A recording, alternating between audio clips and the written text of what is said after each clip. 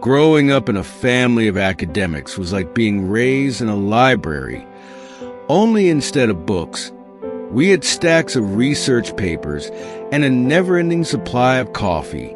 My parents, both professors, were the kind of folks who could debate the merits of quantum physics over dinner. Imagine the scene, a cozy dining room in Boston, the smell of burnt toast, and a passionate discussion about Schrodinger's cat while I'm just trying to figure out if I can sneak a bite of dessert before the physics lecture wraps up. Science was our family religion, and I was the eager acolyte. I was knee-deep in science fairs, presenting projects that would make even Bill Nye a little jealous. My parents encouraged every question I had, except when I asked about faith. To them, religion was like that weird cousin you only see at family reunions. Fascinating in its own right, but best kept at arm's length.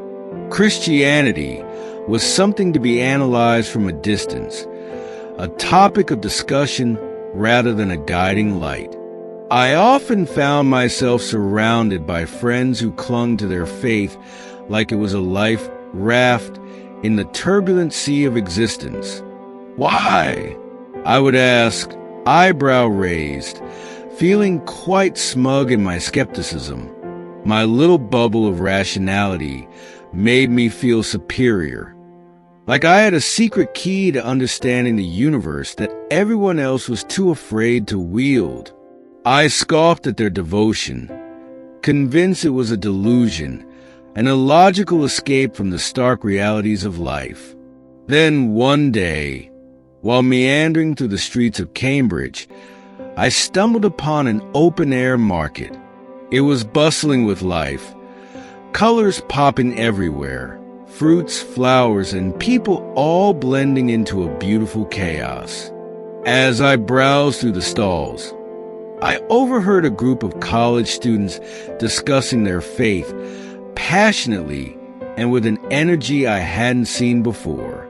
They spoke of purpose, community, and joy, and I couldn't help but feel a twinge of curiosity, mixed with a dash of skepticism. Faith is like a GPS, one of them said, grinning as he offered me a free sample of some dubious-looking kombucha. It might not give you all the answers, but it sure helps when you're lost. I chuckled at that. Sure, it might help. But then again, so could a map or a well-thought-out plan. As I wandered back home, I pondered over what I had heard. Could faith really be more than just a crutch? It was a question that would stick with me. Like that last piece of pizza you can't quite get out of your mind, no matter how many healthy snacks you try to replace it with. It wasn't until later that I would come to realize that faith and reason aren't necessarily enemies. Who knew that a little skepticism could lead to a lot of questions? But at that moment in my mind, Christianity was still firmly on the other side of the fence, waving at me with its what-ifs while I stood tall in my fortress of scientific reasoning. The day my scientific career took a wild detour. Picture this. I'm in my lab in Atlanta, surrounded by bubbling beakers and a plethora of gadgets that look like they belong in a sci-fi movie. I was knee-deep in a particularly messy experiment involving electricity, and well, let's just say it was one of those what could possibly go wrong scenarios. Spoiler alert, a lot. It all went sideways when a freak malfunction sent a surge of electricity through my body. 1 minute, I was contemplating the mysteries of the universe, and the next, I was out cold. When I finally came to, I was greeted by the less than glamorous sight of a hospital room and a bunch of faces that looked like they had just spotted Bigfoot. Concerned parents, friends, and the occasional medical professional loomed over me, their expressions a mix of relief and sheer disbelief. Apparently, I had given them quite the scare. But the real kicker? Those hours of recovery became a sort of existential playground for my mind. Floating somewhere between life and death, I had all the time in the world to contemplate the big questions, the kind I'd brushed off like last week's homework. What is the purpose of existence? Is there more to life than what can be measured and observed? My scientific training was screaming at me to stick to empirical evidence, but I couldn't shake the feeling that I was entering uncharted territory. As I lay there, it felt like the universe was tossing me a cosmic challenge. "Hey, genius," it seemed to say, "how about you explore a realm beyond your trusty test tubes and charts?" I started to wonder if there was a purpose behind it all, and if this bizarre accident was some kind of divine nudge. Talk about a plot twist. In my days, I recalled a verse from Ecclesiastes 3 verse 1, KJV, "To everything there is a season, and a time to every purpose under the heaven." That hit me like a ton of bricks. Was there really a purpose to this madness? Could my accident be a sign that maybe, just maybe, I needed to consider life through a different lens? As the days rolled on and I slowly regained my strength, I realized that my skepticism felt like a safety net. One I was now starting to think was more of a straitjacket. The complexities of life seemed less about cold, hard facts and more about experiences, emotions, and, dare I say, something beyond myself. While my friends were out living life, I was stuck in a hospital room having deep philosophical debates with my 4-drip. I even joked with the nurses that my next big experiment would involve testing the effects of Jell-O on human cognition. Maybe if I mix it with some prayer, I quipped, I'll unlock the mysteries of the universe. The accident became a catalyst, a bizarre twist in my narrative that had me reevaluating everything I thought I knew. I mean, who knew a little electric shock could lead to such a shocking revelation? As I left the hospital, the real journey began. Not in the lab, but in the messy, unpredictable world of faith, purpose, and a few too many metaphors about life being a journey. As I stepped outside, I took a deep breath and thought about how Romans 8 verse 28 KJV states, "And we know that all things work together for good to them that love God." It was time for me to see if that could actually hold true in my own life. During my recovery, I had a secret weapon in my corner, an extraordinary nurse named Sarah. Imagine the epitome of kindness wrapped in scrubs, with a smile that could brighten even the grimmest hospital room. Sarah was not just any nurse. She was a devout Christian, and her unwavering faith was like a curiosity shop I hadn't known I needed to explore. She made it a point to drop by regularly, and our conversations quickly evolved from casual small talk about my recovery to deep dives into the mysteries of life. Here was a woman who saw the hand of God in everything, from the intricate dance of cells and biology to the awe-inspiring vastness of the cosmos. I mean, I was used to thinking about life as a complex equation. She saw it as a beautiful tapestry woven by divine hands. At first, I approached our discussions with the enthusiasm of a skeptical scientist ready to poke holes in her beliefs. I'd come in with my best arguments, prepared to challenge her every assertion. "So, Sarah," I'd say, leaning back with a smirk, "how do you reconcile your faith with, all that pesky science?" But every time I tried to knock her down a peg, she'd come back swinging with grace and wit. Instead of getting defensive, she'd share stories, like how the complexity of DNA made her marvel at creation, or how the laws of physics pointed to a grand designer. I was astounded. Who knew that someone could see the beauty in both faith and science without having a nervous breakdown? As I listened, I began to feel the walls of my skepticism start to crack. I realized that my contempt for Christianity had been rooted not in logic, but in ignorance and a good old fear of the unknown. I had dismissed the possibility of faith simply because it contradicted my scientific understanding. But here was Sarah, merging the two worlds with a deftness that left me scratching my head. One day, while we were discussing the wonders of the universe, she quoted Psalm 19 verse 1, KJ, "The heavens declare the glory of God, and the firmament sheweth his handiwork." I chuckled, thinking, yeah, but the firmament doesn't pay my bills. Yet, the more I mulled over that verse, the more I understood her point. Maybe there was a connection between the intricate laws of physics and the idea of a creator. Could it be that science and faith weren't the enemies I had always believed them to be? Our conversations became a highlight of my days. Like an unexpected plot twist in a novel I never wanted to put down. I found myself genuinely intrigued by her perspective, and it became clear that my journey was taking a turn I had never anticipated. So there I was, a former skeptic slowly being coaxed into a world where science and spirituality dance together.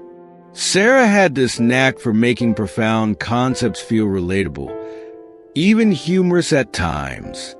You know, she'd say, scientists can measure the speed of light, but they can't measure the speed of a prayer. I couldn't help but laugh, even as I started to ponder what that really meant. In those moments, I felt like I was sitting at the edge of a vast ocean of knowledge, with waves of curiosity crashing over me.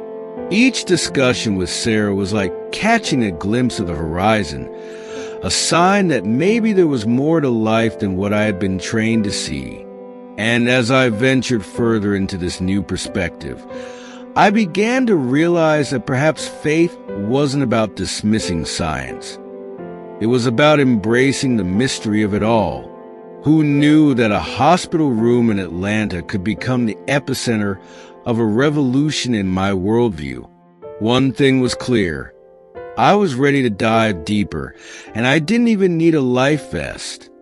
One evening, as I lay in my hospital bed, wrestling with my newfound thoughts, I had what can only be described as a moment of clarity. Now, if you had told me a few weeks ago that I'd be praying, yes, praying, I would have laughed you out of the room. Why pray when I can just Google my existential crises? I would have said, but here I was, giving it a shot. As I closed my eyes, I felt a mix of skepticism and desperation swirling inside me. I started pouring out my doubts, fears, and frankly, my confusion about life. Okay, God, if you're out there, I mumbled, feeling more than a little silly. I've got some questions. It felt strange, almost like calling up an old friend I hadn't spoken to in years. I was baring my soul to the universe, hoping for a sign, maybe even a good Wi-Fi signal. And then, something unexpected happened. A profound sense of peace washed over me, wrapping around me like a cozy blanket on a chilly night. It was as if a veil had been lifted, revealing truths I had been too proud or too stubborn to see. For the first time, I sensed that there was a divine presence guiding me, like a GPS recalibrating after a wrong turn. I could almost hear the universe whispering, "Hey, kid, take a breather. You don't have to have it all figured out. I couldn't help but chuckle at the irony. Here I was, a self-proclaimed skeptic, finding solace in an act I had dismissed as silly or futile. It felt like that moment in every feel-good movie when the protagonist has an epiphany and everything just clicks into place. Is this what they mean by faith? I wondered. In my newfound clarity, I remembered another verse from the Bible that had floated into my mind. Philippians 4 verses 6 to 7 KJV. Be careful for nothing, but in everything by prayer and supplication with thanksgiving, let your requests be made known unto God. And the peace of God, which passeth all understanding, shall keep your hearts and minds through Christ Jesus. Wow.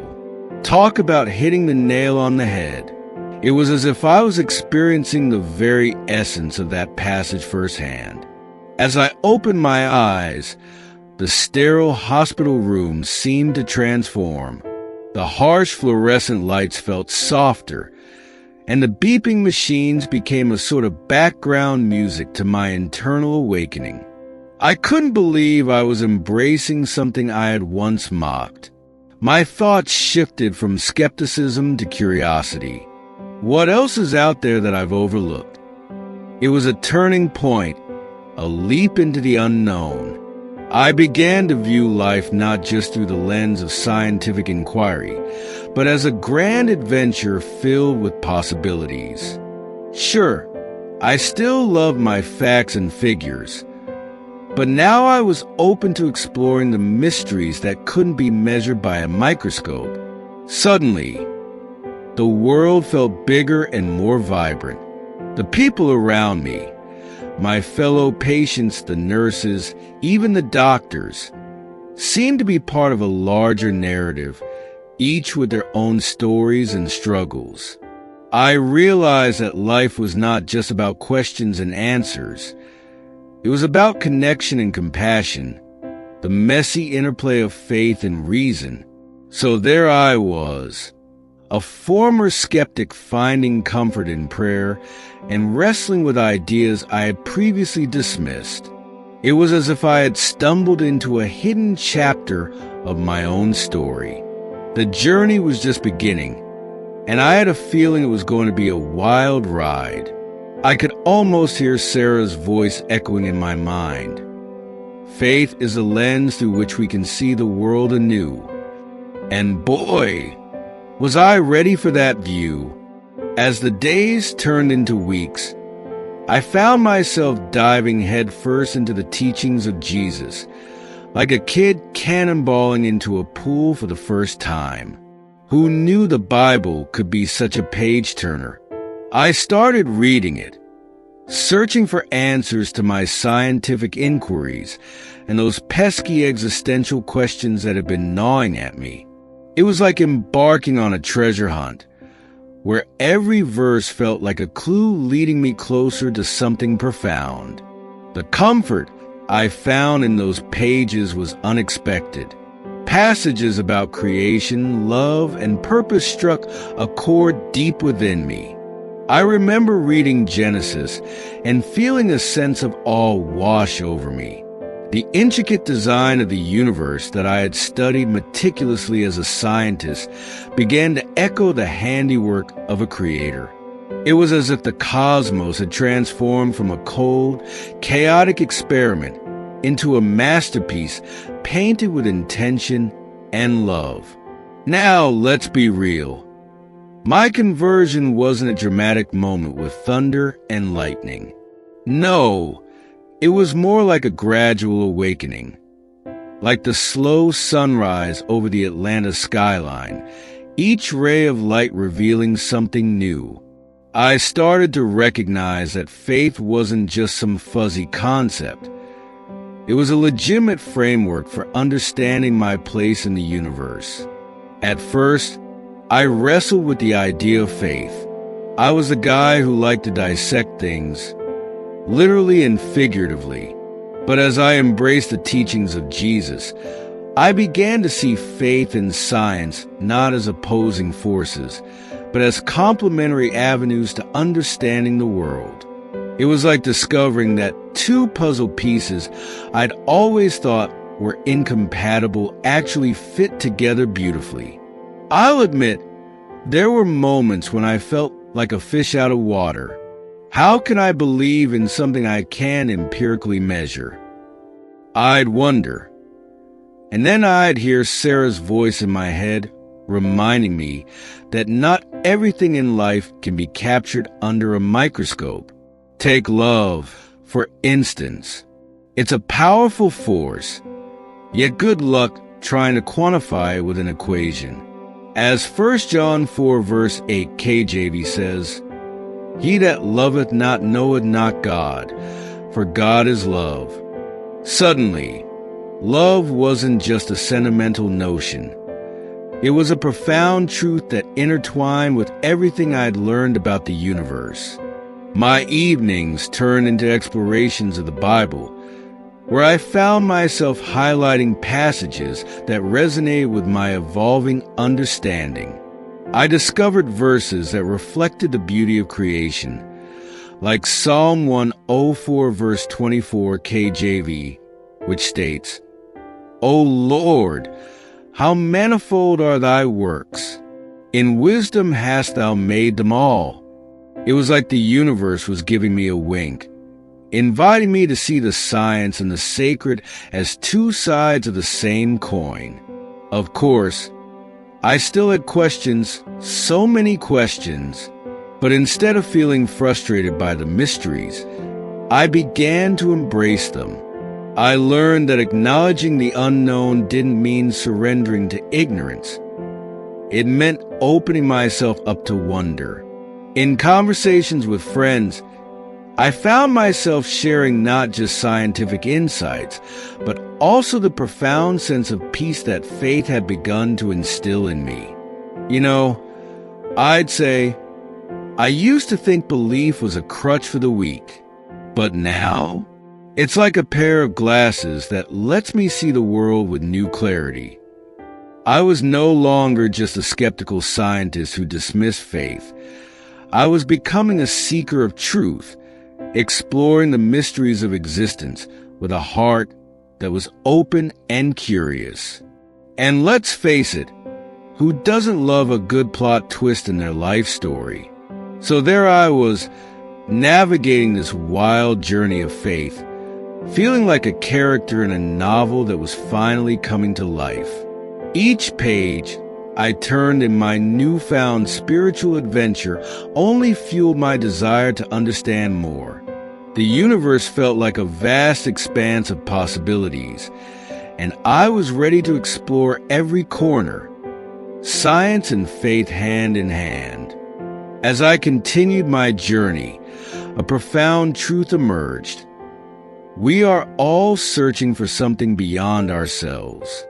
Those questions that had haunted me for so long. Why are we here? What is our purpose? Aren't just mine, they're universal. It's like we're all standing on this giant cosmic dance floor, trying to figure out the rhythm while doing our best not to trip over our own feet. With that realization, I felt a tugging in my heart to share what I discovered. I mean, if I had gone from a skeptical scientist to someone who actually saw value in faith, surely there were others out there grappling with the same questions. So here's my invitation to you. Consider the possibility of faith. It's not a rejection of reason. It's an invitation to explore the depths of existence. I get it. Many people see faith as a kind of anti-intellectualism, like wearing a tinfoil hat while shouting at the universe. But that couldn't be further from the truth. If you're wrestling with similar questions, I encourage you to seek, whether it's through reading, conversations, or simply reflecting in the quiet moments of your day. Open your heart and mind to the teachings of Jesus. He offers hope and a relationship that transcends the limitations of human understanding. And let's be real, life can be messy. There are moments when you feel like you're navigating a labyrinth with no exit in sight. But in those moments of uncertainty, I found a comforting truth in Jeremiah 29, verse 11, KJV, "For I know the thoughts that I think toward you, said the Lord, thoughts of peace and not of evil, to give you an expected end." To finalize, I just want to say this. We come from an intelligent creator. It is not possible to create a perfect world from an explosion. My name is Adam. God bless you.